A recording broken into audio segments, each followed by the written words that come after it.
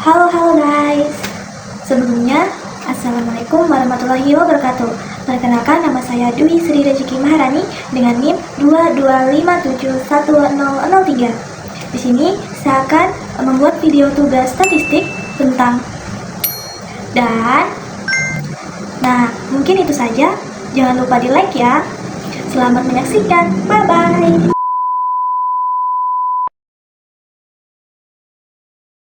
Membuka aplikasi SPSS-nya. Nah, di sini saya akan memulai tutorialnya. Yang pertama itu, setelah kita buka, kita lihat di bagian bawah ada 2 tab. Nah, kita klik di bagian variable view.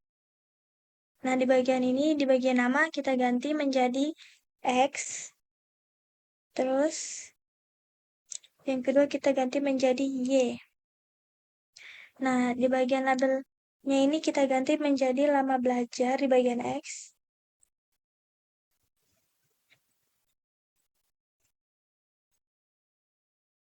Setelah itu, di bagian Y kita tulis nilai ujian.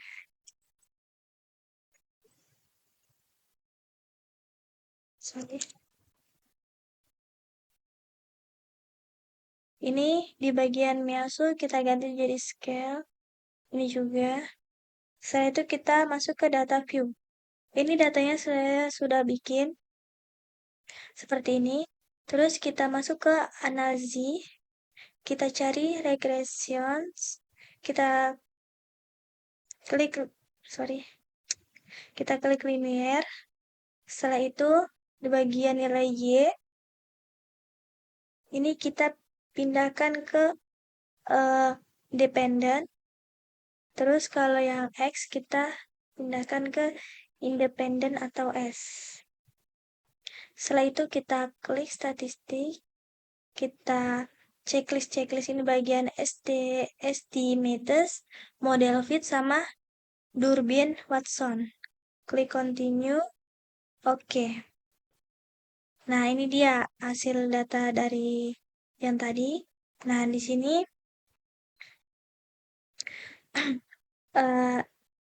saya akan membacakan dan menjelaskan satu persatu. Yang pertama itu dari variabel ini. Nah, di sini tuh tertulis kita menggunakan variabel lama belajar. Terus metode yang kita pakai itu standar. Hasilnya ini untuk nilai ujian. Selanjutnya, kita masuk ke dalam model summary. Nah, di bagian model ini, di nilai R, ini terdapat 0,992. Angkanya itu mendekati 1, artinya itu hubungan antara lama belajar dan nilai ujian itu sangat kuat dan positif. Makin lama belajar itu makin tinggi nilainya. Terus yang kedua itu ada nilai square. Nah, nilai square ini terdapat 0,985 atau sama dengan 98,5%. Artinya itu sebanyak 98,5% perubahan nilai ujian bisa dijelaskan oleh lamanya waktu belajar. Sisanya itu hanya 1,5%. Nah, ini tuh dipengaruhi hal lain seperti kesehatan atau konsentrasi. Angka ini tuh sangat bagus. Terus, di bagian nilai Durbin Watson ini terdapat 2,679. Angkanya itu masih dalam batas aman. Berarti data kita ini baik dan hasilnya itu bisa dipercaya. Selanjutnya kita masuk ke dalam tabel ANOVA. Nah, di sini terlihat nilai sigma itu kurang dari 0,001 karena nilainya lebih kecil dari 0, lebih kecil dari 0,05. Artinya itu model regresi ini layak dan benar secara statistik. Terbukti bahwa lama belajar memang berpengaruh nyata terhadap nilai ujian. Di bagian inti di bagian bagian paling intinya itu ada di tabel koefisien ini. Nah, dari sini kita dapat rumus persamaannya. Di bagian ini, ini adalah konstannya Y. Jadi, Y ini itu 57,786 ditambah dengan X-nya, yaitu 3,714. Nah, artinya itu kalau seorang tidak belajar sama sekali atau 0 jam, maka rata-rata nilai itu diperkirakan 57,786. Nah, tapi setiap kali dia menambah waktu belajar 1 jam saja, maka nilai ujiannya itu akan naik rata-rata sebesar 3,714 poin. Nah, jadi nilai signifikansinya itu juga kurang dari 0,001. Jadi pengaruh ini bukan kebetulan, tapi memang nyata ada.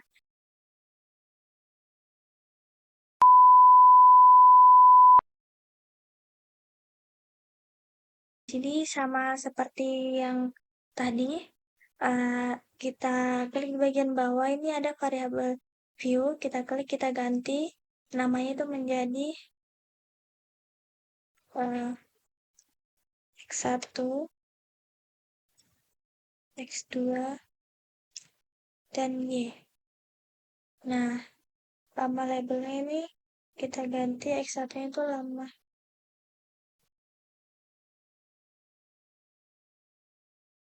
belajar.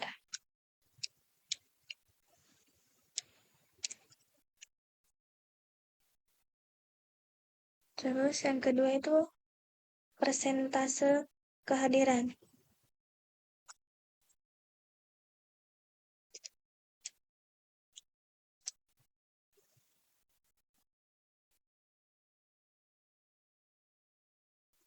Setelah itu di bagian Y-nya itu nilai ujian.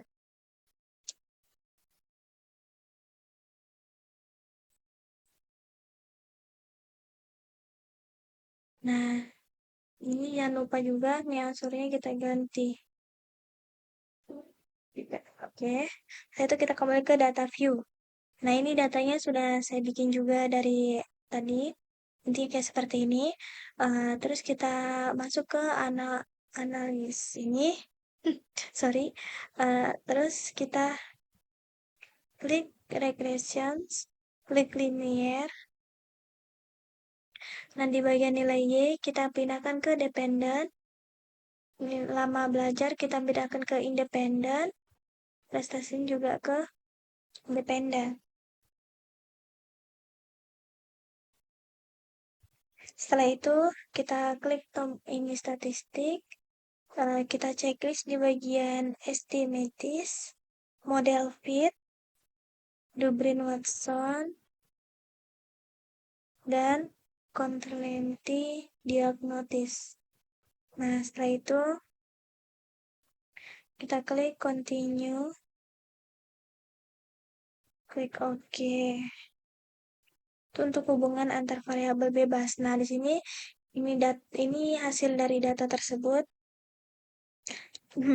Nah, di bagian pertama ini kita lihat di bagian tabel variabel. Di bagian variabel ini kita menggunakan variabel lama belajar dan dan persentase kehadiran. Dan metode yang kita pakai itu enter. Jadi variabel terikatnya itu adalah nilai ujian. Ini artinya itu kita sudah memilih variabel yang benar. Setelah itu kita masuk ke tabel model sumari. Nah, di bagian model sumari ini, di bagian nilai R, itu terdapat 0,994.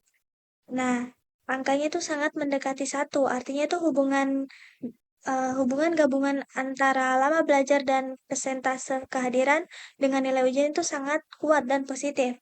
Terus di bagian nilai R square, ini terdapat 0,988.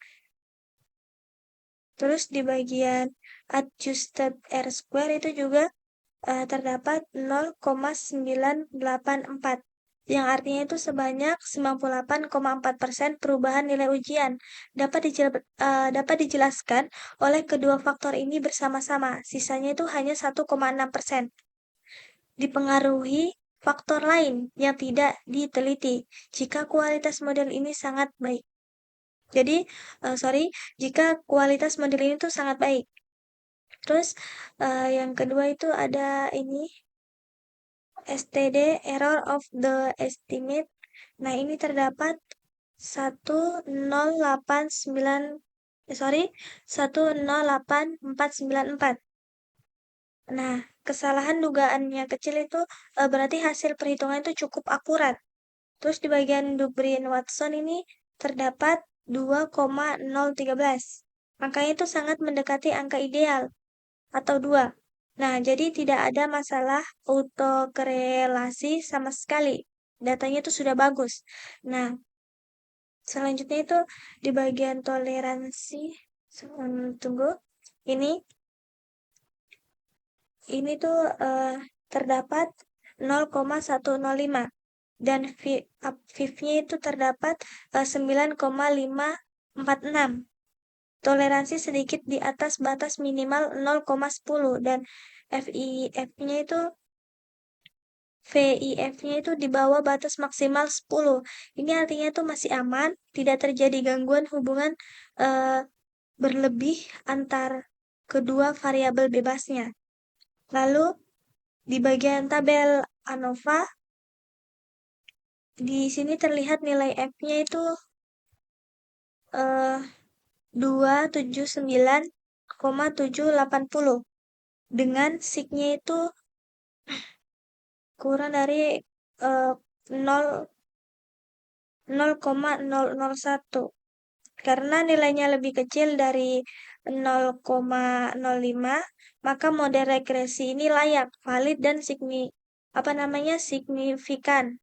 Artinya itu secara statistik terbukti bahwa kedua faktor ini itu bersama-sama benar berpengaruh nyata terhadap nilai ujian. Nah, di bagian paling intinya itu ada di tabel koefisien. Nih, di bagian ini. Nah, ini dari sini kita dapat persamaan regresinya. Nah, Y-nya itu terdapat 50,057 ditambah dengan 3,119 ditambah lagi dengan 0,129. Jadi ini nilai Y, ini X1 dan ini X2. Nah, jadi di bagian konstanta ini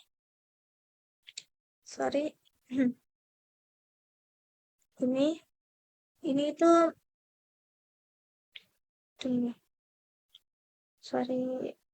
ini tuh 50,057 jika lama belajar itu 0 jam dan kehadiran itu 0%, maka rata-rata nilai dasarnya itu adalah 50,057 poin.